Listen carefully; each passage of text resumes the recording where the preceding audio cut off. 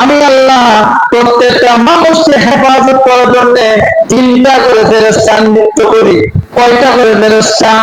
আল্লাহ বলেন এই প্রত্যেকটা মানুষ তারা যেন আপদের বিপদ মুসিবতের মধ্যে তারা যেন না পড়ে, সেই জন্য আমি আল্লাহ চিন্তা করে ফেরেশতা নিযুক্ত করলাম।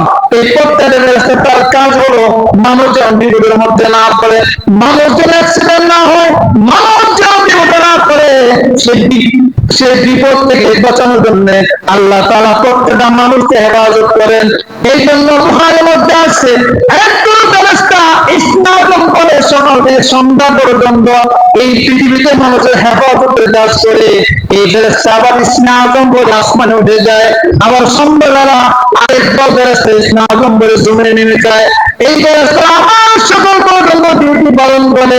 এই ডিউটি পালন করার পরে যেই জন্য ফেরেশতা জমিন থেকে আসমান উঠে যায়, তারা মালাকুল মউতের সঙ্গে সাক্ষাৎ করে তারপরে ইয়া মালাকুল মউত, ওই ব্যক্তির আমলনামা তোমার সামনে হাজির করলাম। এই প্রত্যেকটা মানুষের আমলগুলি আল্লাহর দরবারের সামনে ফেরেশতারা পেশ করে। কিন্তু যে মানুষটা বেশি এই পৃথিবী চালায়, ফেরেশতারা বলে ইয়া মালাকুল মউত, হে মালাকুল মউত, এই ব্যক্তি তার নাম হলো আব্দুল্লাহ, তার বাবার নাম হলো আব্দুর রহমান, বাড়ির নাম সারলোক, কোথায় শ্রীপুর গাজীপুর।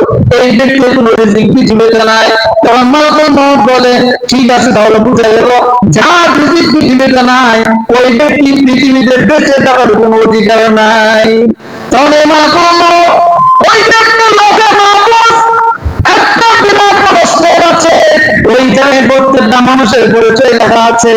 এই ফেরেশতার যখন নিশ্চয় পায়া মালাকুল মউত লোহে মাহফুজের কাছে গিয়ে যখন দেখে ওই ব্যক্তির নামের সঙ্গে এই ব্যক্তির নামটা মিলে গেছে, তখন ওই মালাকুল মউত বুঝতে পারে ওই ব্যক্তির হায়াতের, ব্যক্তির রিজিক, ওই ব্যক্তির জীবন এই পর্যন্ত সীমাবদ্ধ আছে।